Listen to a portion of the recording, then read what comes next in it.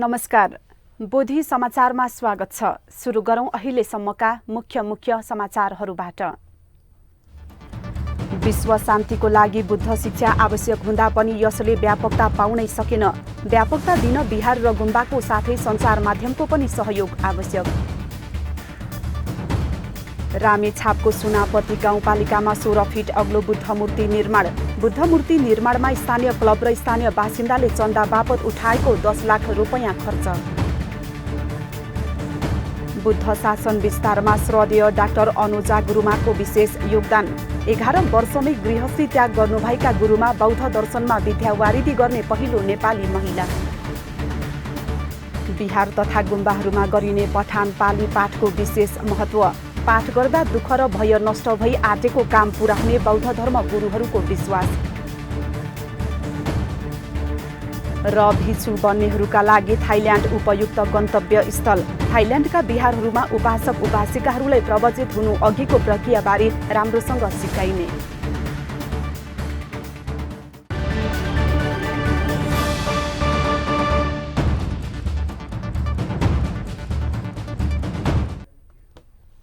अब समाचार विस्तारमा। विश्वमा बढेको आतंक र अस्थिरताले नियाल्ने हो भने बुद्ध शिक्षाको आवश्यकता अझै देखिन्छ। अस्थिरता र आतंकको विश्लेषण गर्दा लोभ, डाहा, ईर्ष्या नै मुख्य कारण देखिन्छ। भगवान बुद्धको उपदेश अनुसार जबसम्म मानिसमा लोभ, ईर्ष्या र जलन हुन्छ तबसम्म न व्यक्तिमा खुसी ल्याउन सकिन्छ न त समाज र देशमा नै शान्ति कायम गर्न सकिन्छ।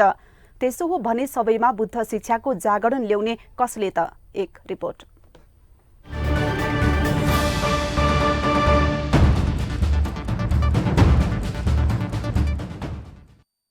यो सत्य हो कि बौद्ध दर्शन विश्व शान्तिको एउटा जग हो। जसरी भाषाको लागि संस्कृतलाई जग मानिन्छ, त्यसै गरी शान्तिको लागि बौद्ध दर्शन आधार स्तम्भ हो। यो कुरा विश्व प्रसिद्ध वैज्ञानिकहरूले पनि बौद्ध दर्शन विज्ञानमा आधारित छ भन्नुले पुष्टि गरेकै हो। नभए क्रिश्चियन धर्मको विस्तारक शक्तिशाली भनिएका देशहरू अमेरिका, बेलायत, क्यानाडा जस्ता देशहरूले बौद्ध दर्शनमा उच्च शिक्षाको अध्ययनका लागि किन खर्च गर्थ्यो होला र? यति हुँदा पनि नेपाल सहित विश्वमा बुद्ध धर्मले व्यापकता पाउन नसक्नु विडम्बना हो। बुद्ध धर्मको विस्तारमा देश विदेशमा रहेका बिहार र गुम्बाहरू नै मुख्यतः क्रियाशील छन्। अहिले ध्यान केन्द्रहरू पनि अघि बढिरहेका छन्। विदेशमा स्कुल र कलेजहरूले समेत बुद्ध शिक्षा पढाउन थालेको धेरै भइसकेको छ। नेपालमा नगन्य स्कुल र कलेजले मात्र बुद्ध शिक्षाको विस्तारको लागि भूमिका खेलेको पाइन्छ।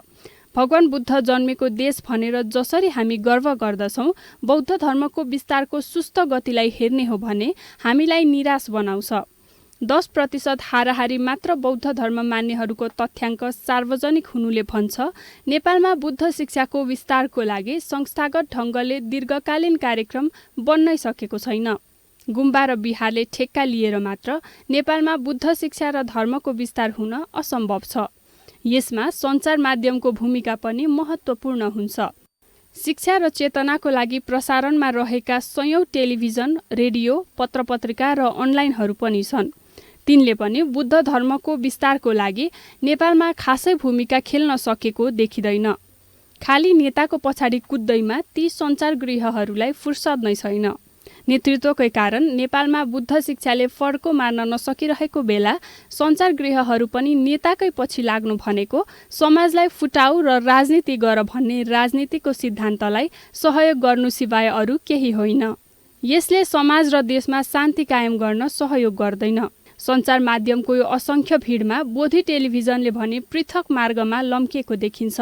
शान्ति र सकारात्मक सोचका लागि बुद्ध धर्म र बुद्ध शिक्षाको विस्तारलाई यसले अभियानको रूपमा अघि बढाएको छ। अनेक कठिनाइका बीच बोधी टेलिभिजनले बुद्ध शिक्षाको विस्तारलाई आफ्नो उद्देश्य बनाएको छ। बौद्ध दर्शनको प्रादुर्भाव भएको झण्डै 2600 वर्ष भयो। 10% मात्र बुद्ध धर्म नेपालमा हुनुले कतै यो धर्म पछि हराउने त होइन भन्ने चिन्ताले भगवान बुद्धका सच्चा अनुयायीहरूलाई अहिले पिरोलिरहेको छ।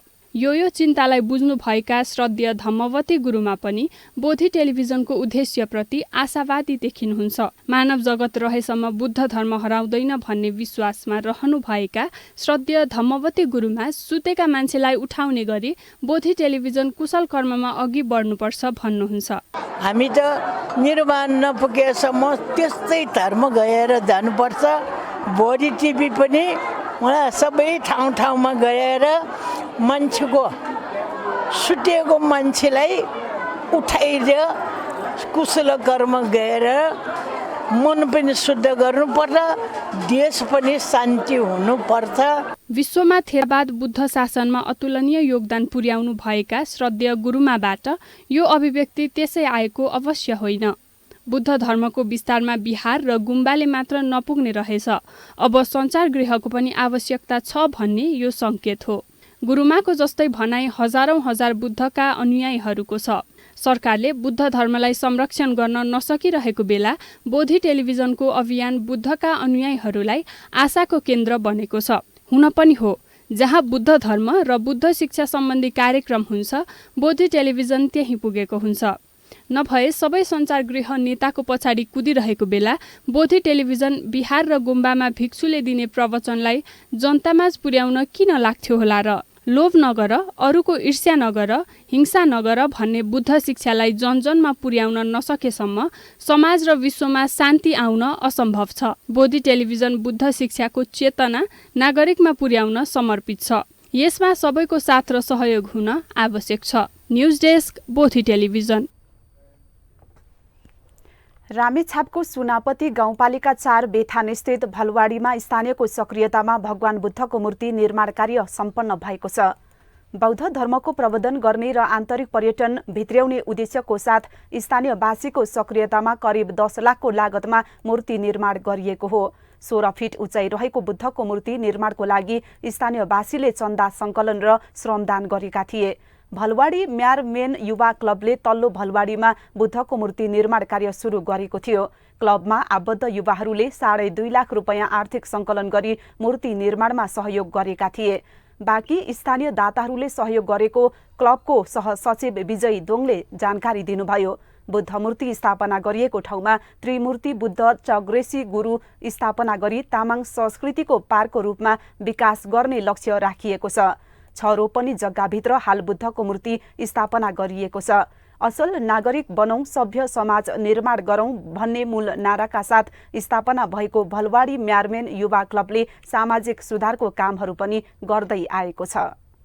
64औं जन्मदिन मनाउनु भएका श्रद्धेय डाक्टर अनुजा गुरुमा थेरवाद बुद्ध शासनमा सम्झिनै पर्ने अर्को एउटा नाम हो।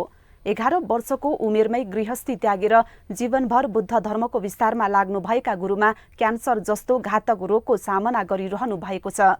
बौद्ध दर्शनमा विद्यावारिधि गर्ने पहिलो नेपाली महिला श्रद्धेय अनुजा गुरुमाको योगदानबारे एक रिपोर्ट।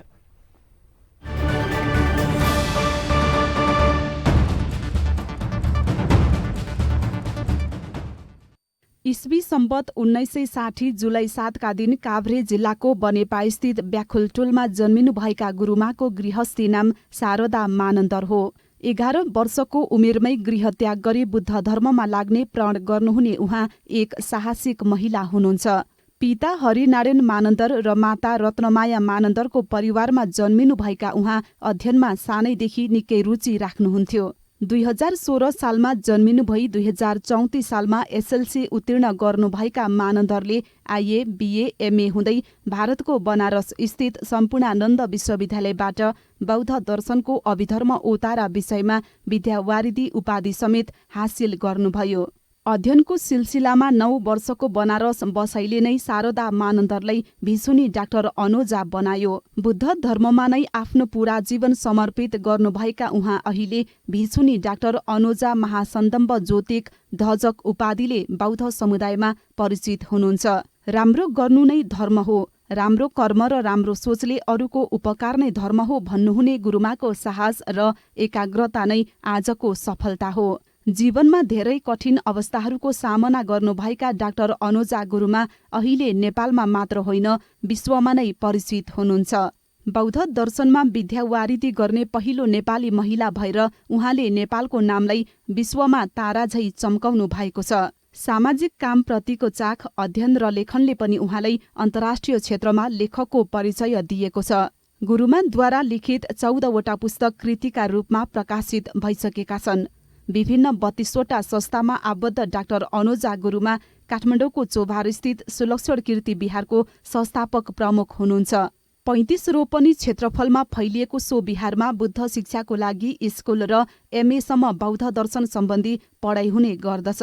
सार्कका देशहरू बाहेक अमेरिका, बेलायत लगायतका 3 दर्जन बढी देशको भ्रमण गरेर उहाँले थेरवाद बुद्ध शासनको विस्तारमा योगदान दिनुभएको छ।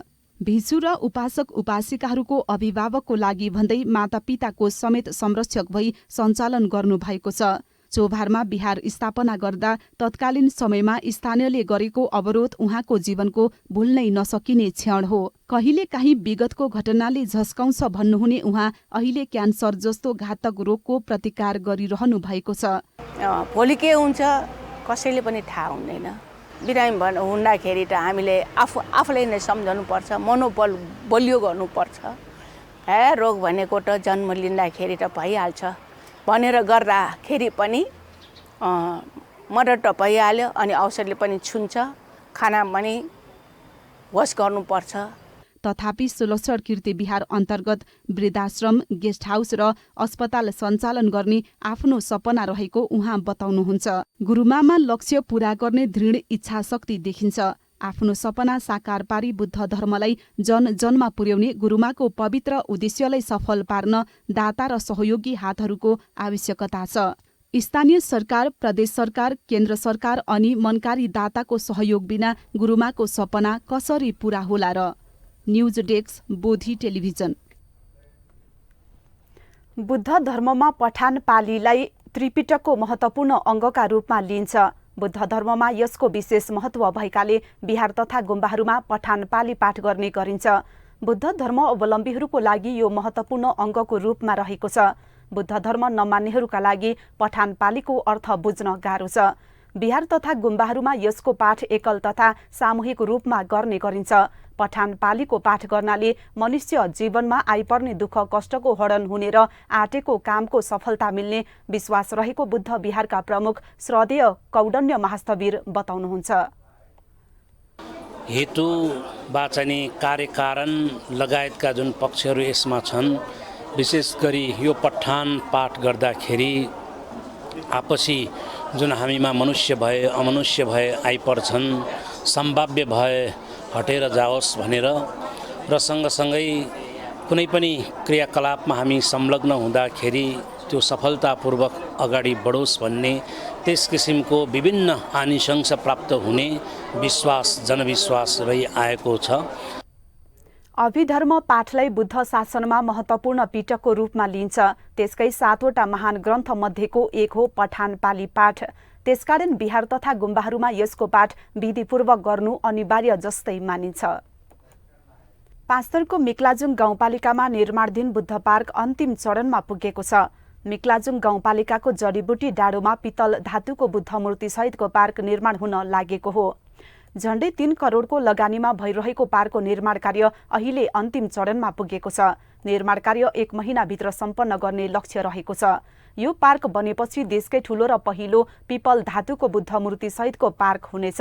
गाउँपालिकाको जडीबुटी सामुदायिक वन क्षेत्रमा 38 फिट अग्लो धातुको बुद्ध मूर्ति निर्माण भइसकेको छ। यसमा 67 प्रकारको रङ भर्ने काम भइरहेको छ। 2 वर्षदेखि 14 जना मूर्तिकारहरूको टोली जडीबुटी डाँडोमा मूर्ति निर्माणमा जुटिरहेको छ।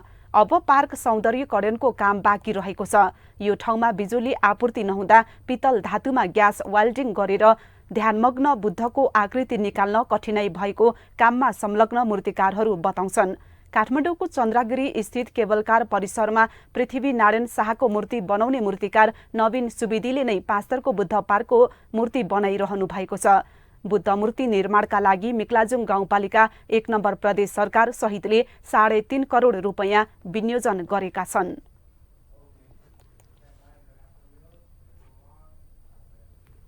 अब अन्तर्राष्ट्रिय समाचार।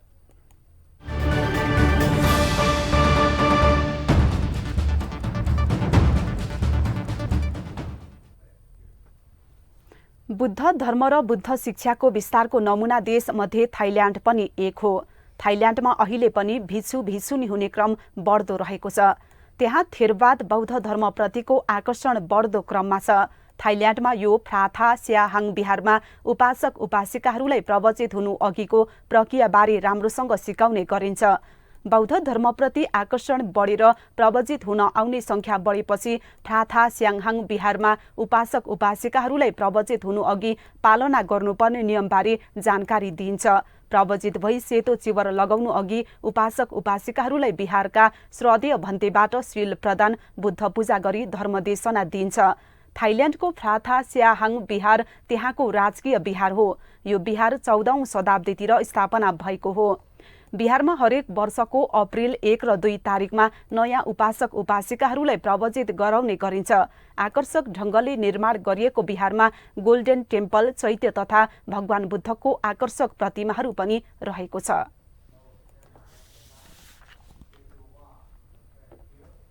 हामी समाचारको अन्त्यमा आइपुगेका छौं। बिदा हुनु अघि मुख्य समाचार पुनः एकपटक। विश्व शान्तिको लागि बुद्ध शिक्षा आवश्यक हुँदा पनि यसले व्यापकता पाउनै सकेन। व्यापकता दिन बिहार र गुम्बाको साथै सञ्चार माध्यमको पनि सहयोग आवश्यक। रामेछापको सुनापति गाउँपालिकामा 16 फिट अग्लो बुद्ध मूर्ति निर्माण। मूर्ति निर्माणमा स्थानीय क्लब र स्थानीय बासिन्दाले चन्दा बापत उठाएको 10 लाख रुपैयाँ खर्च। बुद्ध शासन विस्तारमा श्रद्धेय डाक्टर अनुजा गुरुमाको विशेष योगदान।